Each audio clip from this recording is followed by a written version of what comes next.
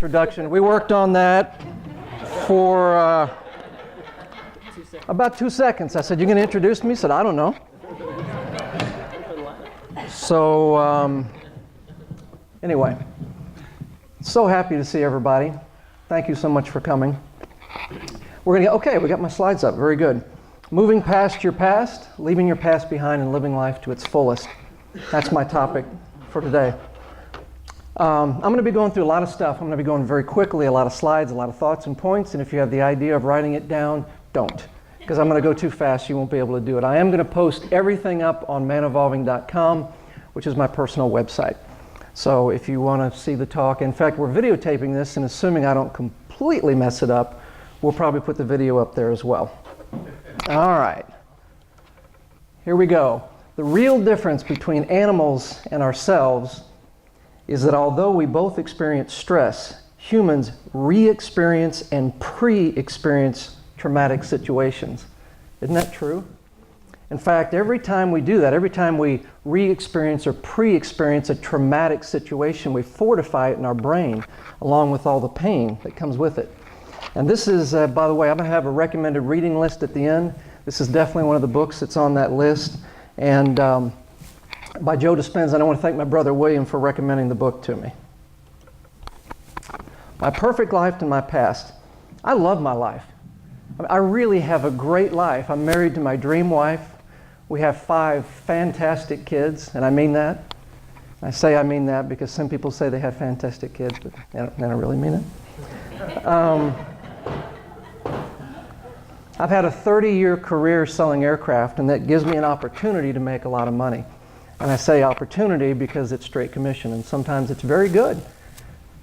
And you can finish the thought for me. Sometimes it's not very good at all. I'm probably the healthiest I've ever been in my life. In 1984, a friend of mine owned a Jeep, and I loved the experience that the Jeep gave me. And I always wanted one for years. And in 2008, I bought one. And I still have it. And every time I get in it, it's like the first time. I just love the experience the Jeep gives me. I have a beautiful home. I live in it with a beautiful wife and our beautiful kids. I have a positive outlook on life. And I have beliefs and perspectives that guide my decisions. I have outstanding friends and an outstanding spiritual community. That's you. And I have spiritual beliefs that offer me peace. I have nothing to complain about. And the reason I have all of this is because for 50 years, my life has been perfect. I've never had a struggle. I've never had a challenge, just like you. My mom tells me when I was 6 months old, I developed a fever of 102 and 103, 104, and 105. And she had a screaming baby. And there was no cell phone. She got the doctor on the line. He said, "Put him in a tub of ice water." Maybe that's why I was screaming. She did. I turned blue and I stopped breathing. And recently I started. So if I mess up, if I forget something or forget the words of the song or your name, like you, anyway, remember I'm doing pretty good for a guy that hadn't been breathing for 50 years. When I was about 11 or 12, I was blindsided. My dad called us into the room and said, "Mom and I are getting a divorce, and I'm leaving tonight. And I may not be back for a while, and I may not be back for a long while." And like so often as parents, before the internet, especially when you look things up, I misunderstood. I thought I may never see him again. I thought he was leaving that night, and I may never see him again. A year or two later, just Dad and I were living together, and I became the adult, and he became the child. After 21 years of marriage, he was out chasing skirts, and I was left home alone. And my dad was a great guy, and he apologized for this time later on. But when he was gone, and I was home by myself, I couldn't sleep. And sometimes he wouldn't get home till 2 or 3 or 4 or 5 or 6. And when the door opened, I went to sleep. And it was a really tough time for me. But like I said, he was a good guy. One day, I remember I threw my books across the room. I was so frustrated. I was trying to work on homework, and I couldn't get it done. And there was nobody there to help me. Same year, I watched as my dad's pain as he lost his mom to breast cancer. When I was 16, I had a phone in my room, a separate phone line. And at 3 o'clock in the morning, I got a call from the Los Angeles County coroner, And he told me my oldest sister, Joni, was dead. And I had to go in and wake up my dad and tell him that he'd lost his oldest child. The next year, I watched my dad's pain as he lost his dad, suddenly and unexpectedly, to lung disease. And I remember at the funeral, I sat next to my dad, and he cried uncontrollably. I've never seen anybody cry so hard for so long. First, his marriage. He'd lost his mom. He'd lost his daughter. He'd lost his dad. And no wonder he was crying, but there was more. See, my dad had never, ever heard the words, "I love you," from his dad. And as we sat there at the funeral, it dawned on me it was too late. I was desperate to help him, but nothing I did helped. I mean, after you go through what he's been through, what are you going to say? When I was 18, I developed a stomach ache. There's more. The stomach ache got worse and worse, and finally Dad said, "I'm taking you to the emergency room," and he did. And fortunately for me, Dr. Einstein was on staff that night, and he looked at me and he said, "Blake, you have a stomach ache." And I said, "Thank you, Dr. Einstein." And he gave me a shot, and he sent me home, and the pain went away. And when I woke up, I was in the fetal position, and I was covered in sweat, and I was in severe pain. So my dad said, "We're taking you back." And Dr. Einstein was still on staff, and he looked at me and he said, "You have a stomach ache." And I said, "Thank you, Dr. Einstein." He gave me another shot, and he sent me home again. And by the time I saw my doctor the next day, the family doctor, 14 hours had passed with this pain.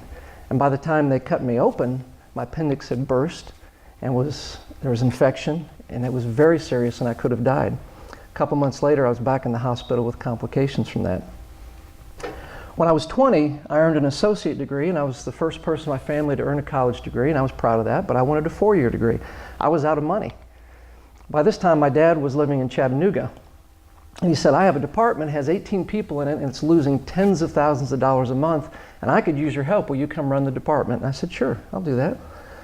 So I got there, and I had my first meeting with 18 people, and they hated me. Didn't know me, absolutely hated me. I thought, why do they hate me? Well, maybe I was Einstein that day. I realized I was the boss's son.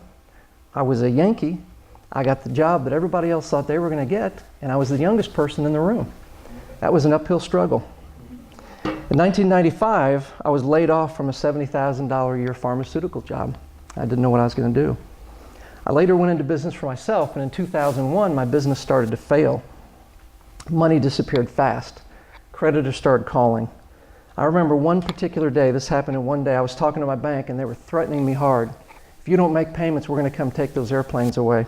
I didn't have any money. I found out that day that my employees stole my entire database of prospects that my dad collected over decades, and me. I had 3 airplane deals that I was so excited I had together, and I desperately needed that money, not to get ahead, but just to survive. And they all fell apart, one phone call after the other in the same day. My phones were shut off and my computers died. And I remember sitting there going, this is not an accident. This is just crazy. At night, when I tried to sleep, I would covered in sweat. I would worry. My heart would pound. I would get chest pains, and I mean bad chest, but I thought I was going to die. I'd have nightmares. I lived my life exhausted. And in 2002, I declared personal bankruptcy. In 2007, 8, and 9, I did well. I sold a lot of airplanes, made a lot of money, put cash in the bank, set aside money for the kids in retirement. We went on 2 or 3 vacations a year. And in 2009, my marriage was in shambles, and it had to end. And my divorce cost me everything, every asset, every penny, and hundreds of thousands of dollars over the next several years that I hadn't made yet. So as I said earlier, my life's perfect. I've had no struggles, no problems at all. So what's my point in all this? Well, my point is that we all have a past. We all face adversities, and mine might not be any different than yours. You may have had events from your past that were traumatic or grossly unfair or sad and difficult and profound, and you may have experienced some of these things that I have listed on the screen. What I've seen over the years, however, is that some people, now I'm not talking about you or me, I'm talking about other people, but here, some people let the past dictate their present. Dictate, just influence, but I mean really drives their world. It keeps them poor, it keeps them afraid to try new things. It keeps them repressed and stuck in a circular pattern of thinking and trapped. And sometimes our past serves us well, and it brings us joy and happiness, but that's not the past that causes a need for healing, and that's not what I'm talking about today. The reason I wanted to address this subject of moving past your past is because it pains me to see people stuck in their past. And I've been fortunate enough to be able to move through a lot of mine, and I was hoping I have something here to offer. You see, this is the only life that we can count on, and regardless of your age, it's never too late to claim your freedom from the past. Okay? So, why would you let the past negatively influence your present? Why would you let that happen? Well, I think there's different reasons. It's too big. I mean, come on, Blake, you don't understand. You just don't understand what I've been through. And perhaps I don't. Perhaps it's genetic. You see, my mom was a warrior, and I'm a warrior, and bad stuff happened to her, and bad stuff happened. It's genetic. I can't help it, Blake. Or I'm afraid. I'm afraid of what I might find in the past. Now, that's honest. That's the beginning of healing. I want to move past my past, but I don't know how to stop it. I don't know what to do. And what's the fifth reason? Why would you let the past negatively affect the present? Because it serves you somehow. Ouch. We'll talk about that one in a little bit. So what is it about the past that holds us back? Well, I think there's two primary issues. One is traumatic events from our past, like a sudden death or an accident or rape or sexual abuse or harsh words from somebody that you looked up to. Or maybe it wasn't something that happened to you, but something you did that still haunts you today. And the other thing is our currently held beliefs that we adopted in the past. Beliefs like, lying is okay if it doesn't hurt anyone, or I don't deserve success, or I'm fat, or money causes people to go bad, or beautiful people get all the breaks and I'm not beautiful, or I don't need compliments from anyone, or all Republicans are cold, heartless fat cats, or all Democrats are emotionless, socialist tree huggers. And the truth is probably none of that's true. One of my favorite books is The Mastery of Love by Don Miguel Ruiz, and we probably have it in there. But he says in the book that the Toltecs call this the parasite. And the parasite, all those beliefs that make you suffer. It is no exaggeration to say that every human being is hypnotized to some extent, either by ideas he has uncritically accepted from others, or ideas he has repeated to himself or convinced himself are true. Maxwell Maltz in Psychocybernetics. The implication of the quote is obvious, is that many or most of our beliefs are false beliefs. And if you can accept that that's true for you, you can also begin to start moving past it. I highly recommend that you buy, read, and do the exercises in this book, by the way.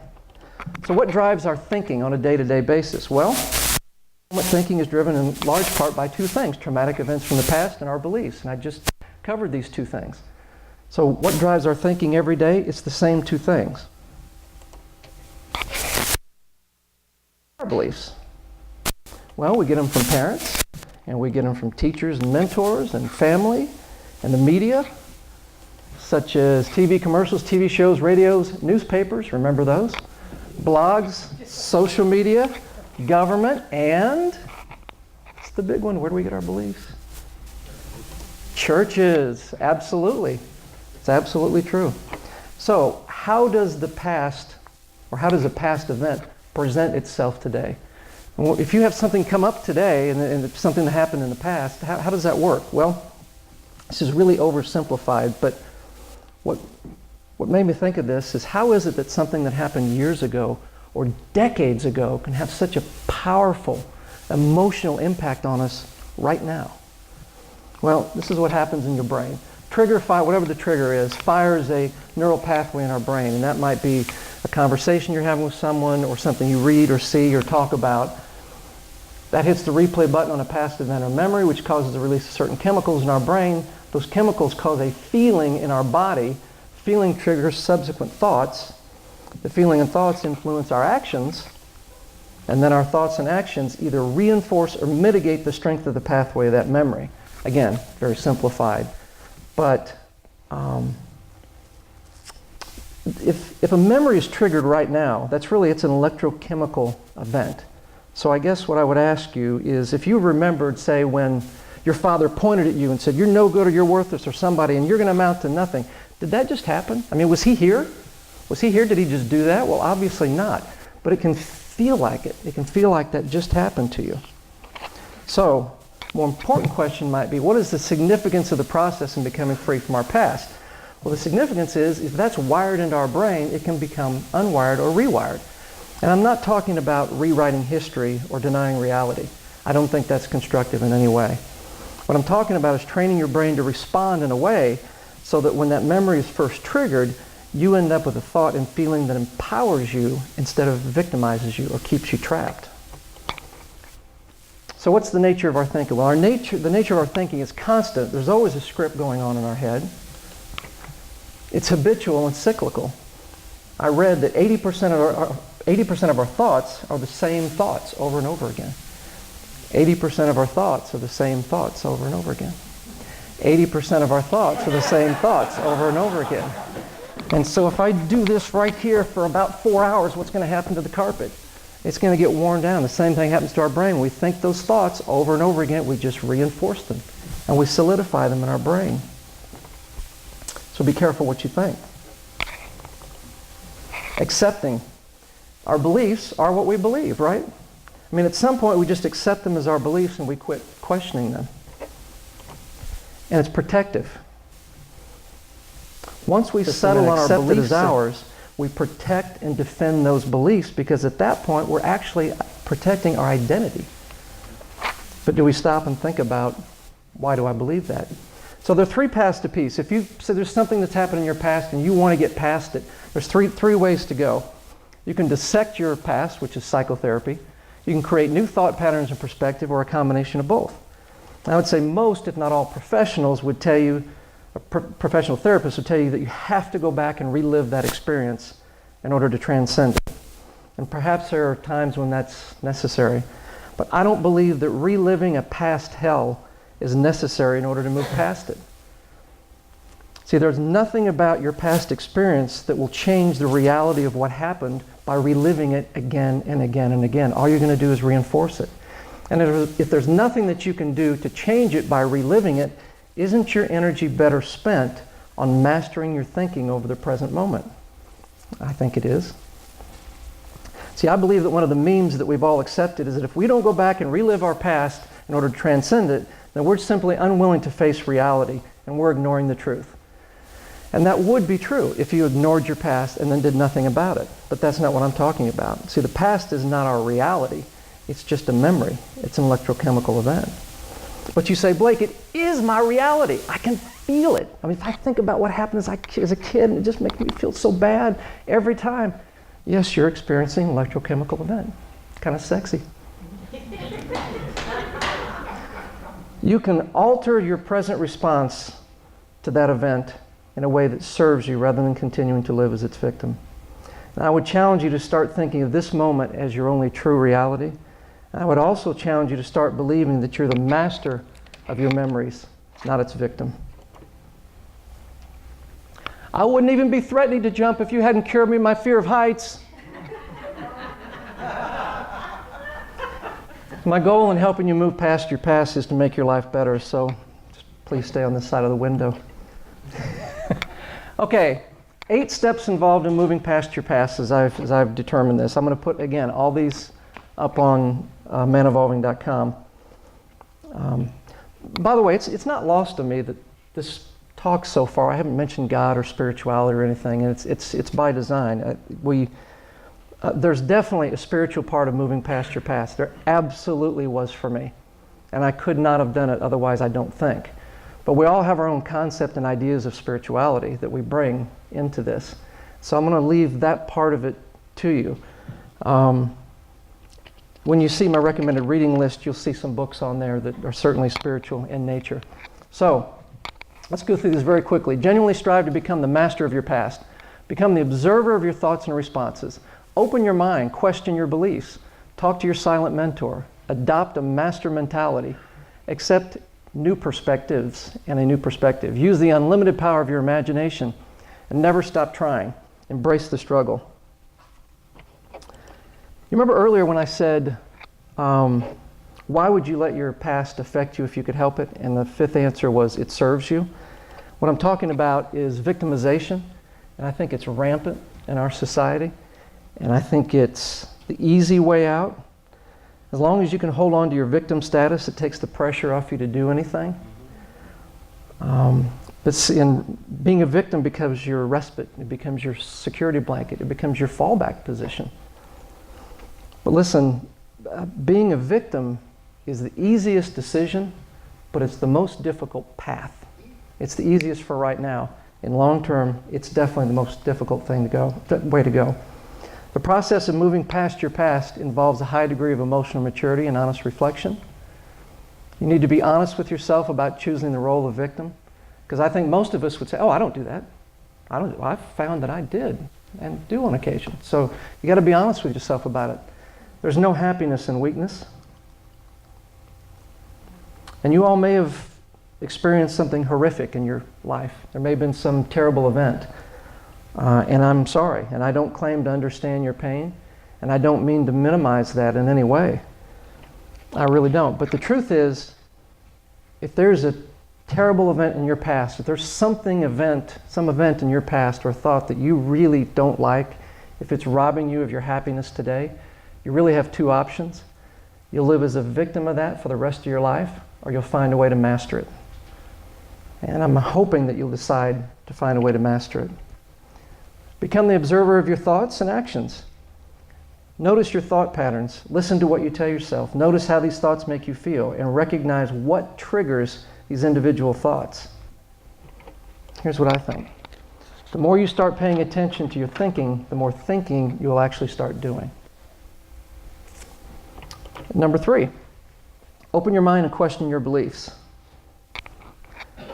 And these are some ideas that I think are opposite of what we tend to think. I hold all the power. We don't typically think that. We think that we're victim of our thoughts, we're victim of things, or they affect us. Ask why about everything that's open in your mind.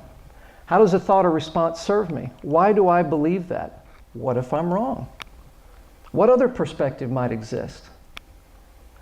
What if I can, and I start telling myself that I can?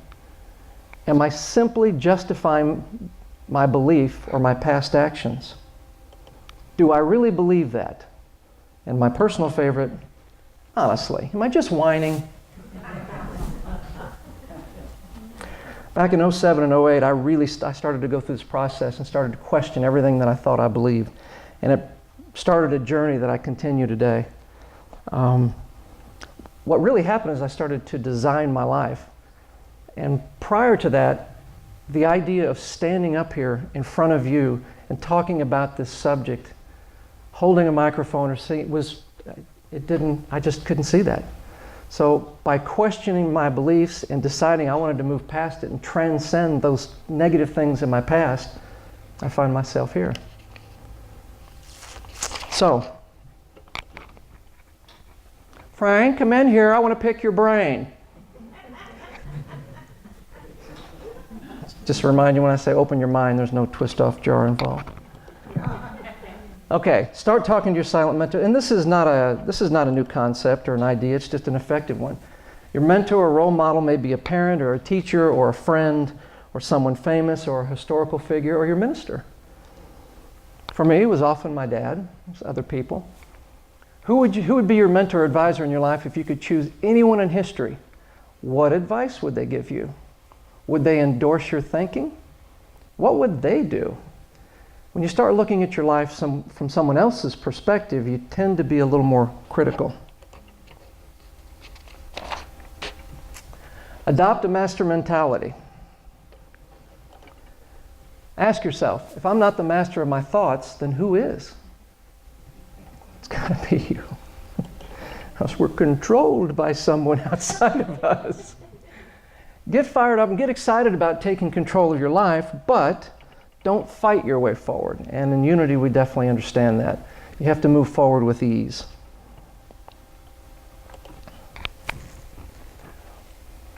When your mind takes you down the wrong path, say, stop, no. And you might actually say that out loud. Replace Replace it with a thought that serves your higher self and start thinking, acting like the person you want to become. You say, well, that's just silly, Blake. That's just role playing. I don't feel that. I don't believe that. It doesn't matter. Do it anyway. It works. And that's how you start to change your thinking. So, number 6, accept a new perspective. Past events are simply a chemical process. That's a different perspective. We don't tend to think of our thoughts as a chemical or electrochemical process. We tend to think we own them or they control us. Find humor in your journey and your self-talk. Again, something in your past may be very heavy and you feel guilty about laughing about it. It's okay. I mean, it's okay to find some humor in it, and it will really help you get past it. Happiness is only found looking out the front of the boat, not back at the wake. That analogy, I think I'd heard through Wayne Dyer. I'm sure other people have said that as well. But the wake is the history. It's the past. There's nothing you can do about the wake. You can't affect the wake. You can affect right now, and you can see what's coming. Give yourself permission to release the past. Again, if you're living in guilt, you're not going to give yourself permission to release the past, more than likely, because you just feel like you deserve this punishment. No, you don't. You don't deserve the punishment. You think you do, and you take it on yourself. Admit that fear is involved, but you're going to find freedom from the past despite the fear. May your traumatic past rest in peace. A squiggly journey is a beautiful, perfect work of art. If you were here for Christmas, this whole thing, get up here singing for me is new, and I still get a little nervous. Up here for Christmas, I sang a song to a track, a Michael Bublé thing. And there was one point in the song, and it was the highlight, and it was the note, and I'd practiced it in my car 100 times. And when I got up here, I forgot the words. And it was the only words I forgot in the whole song. And nobody said anything to me. They just, great job, thank you, Blake. I appreciate that so much. And I just moved on past it. Because what good would it do to beat myself up over it? It was just a moment. So that's what I'm asking you to do. So accept a new perspective. Sometimes moving past your past is like a grieving process. You have to be willing to lay it to rest, appreciating the significance that it once played in your life, but allowing it to rest in peace as you move on with your journey. See the past event or pattern as something which you can love, but say goodbye to.